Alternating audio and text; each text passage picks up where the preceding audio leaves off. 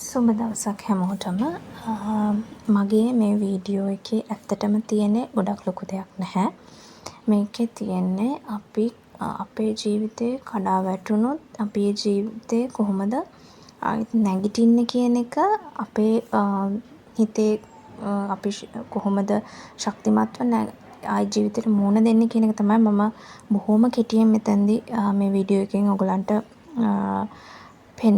පෙන්නන්නේ. ඒකෙදි වීඩියෝ එක අන්තිමට බලුවොත් ඔයගලන්ට පෙනෙයි මගේ ෆොටෝස් එකකුත් මේකට ඇඩ් කරලා තියෙනවා. එතකොට අපි මම මුලින්ම මෙහෙම කියන්නම්. අපේ ජීවිතේ ගොඩක් තැන්වලදී කඩා වැටෙන තැන් අපිට ජීවිතේ තියෙනවා. ඒක සමහර විට මොකක් හරි දෙයක් අහිමි වීමක් වෙන්න පුළුවන්. එහෙම නැත්නම් මොකක්ම හරි අපේ ජීවිතේ අපි මුහුණ දෙන වෙනත් මොකක් හරි අත්දැකීමක් වෙන්න පුළුවන්. මොකක් හරි කරදරයක්, බාධකයක්, අසනීප තත්ත්වයක් ඔන්න ඔය වගේ දේවල් හින්දා වෙන්න පුළුවන්. එතකොට ඔය වගේ අපිට හදිසියේදී ඔය වගේ ඇතිවන තත්ත්වයන් හින්දා අපි මිනිස්සු විදිහට ගොඩාක් වෙලාවට ජීවිතේදී කඩාගෙන වැටෙනවා. ඒක ඒක ගොඩක් වෙලාවට පුද්ගලයාගෙන් පුද්ගලයා අනුව ඒක වෙනස් වෙනවා. එතකොට ඒක පුද්ගලයාගේ දරා ගැනීම ශක්තිය කොහොමද කියන එක මත අපිත් කොච්චර දුරට අපේ ජීවිතේ කඩා වැටෙනවද කියන එක ඇත්තටම තීරණය වෙනවා. එතකොට කොයි පුද්ගලයෙක් වුණත් තමන්ට විවිධ දරා ගැනීම මට්ටම් තියෙන්න පුළුවන්. හැබැයි ඒ එක එක මට්ටම් වලදී තමන් කොහොමද තමන්ගේ හිත ශක්තිමත් කරගෙන නැවතත් අපේ හිතියටත් වැඩිය හොඳට අපේ ජීවිතය ගෙනියන්නේ කියන එක අපි අවබෝධ කරගන්න ඕනේ.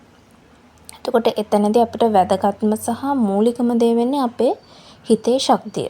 හිතේ ශක්තිය කියන එක තමයි අපි මොන කඩාවැටීමක් සිද්ධ වුණත් ඒකදී අපිට යලිත් අපි හිතියට වැඩිය හොඳට නැගිටින්න නම් අපිට ඕන වෙන්නේ අපේ හිතේ ශක්තිය. එතකොට හිත කියන එක අපේ හැම වෙලේම හරිම පවර්ෆුල්. අපිට ඕනම දෙයක් අපි හිතින් හිතුවොත් ගොඩක් වෙලාවට අපිට ඕනම දෙයක් කරගන්න පුළුවන්.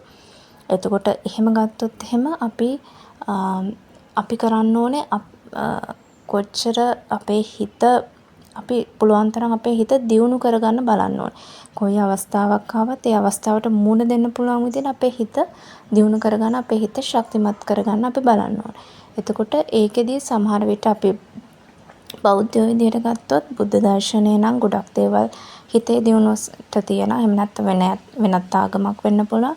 ඒ ආගම් වලට අනුකූලව විවිධ දේවල් තියෙන අපේ හිත සුවපත් කරගන්න. එතකොට අපි මොකක් හරි ප්‍රශ්නයක් වුණොත් සමහර විට අපේ හිත මුලින්ම සුවපත් කරගන්න එක මුලින්ම කරන්න ඕනේ. ඊට පස්සේ තමයි අපි දෙවනුව බලන්න ඕනේ අපි කොහොමද ඒ තිබ්බ තැනින් අපි නැගිටින්නේ කියලා. එතකොට මේ වීඩියෝ එකේ මම වැඩි දෙයක් සඳහන් කරන්නේ නැහැ.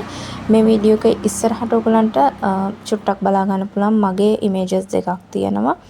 ඒ පළවෙනි ඉමේජ් එක මගේ වෙන්නේ ඒකෙදි ඇත්තටම කියන්නේ මම 2015 දී ඇක්සිඩන්ට් එකක් වුණා. එතකොට ඒ ඇක්සිඩන්ට් එකේ පස්සේ මම මේ ඇවිදින විදිහ තමයි මෙන්න මේ ෆොටෝ එකෙන් ඇත්තටම පේන්නේ. එතකොට ඒ ෆොටෝ එකේ වුණාම ඊට පස්සේ මේ තියෙන මම 2025 වර්ෂයේදී මගේ ගත්ත ෆොටෝ එකක්. එතකොට මේ ඉන්නෙත් මම. හැබැයි මෙහෙම හිටියට මට සම්පූර්ණයෙන්ම හරියටම සුව වෙලා නැහැ. මට සම්පූර්ණයෙන් හරියට ඇවිදින්න බෑ. ඒ ගැන මම පස්සේ ඔයගලන්ට කියන්නම්. thank you මේ වීඩියෝ එක අහන් හිටියට බලන් හිටියට.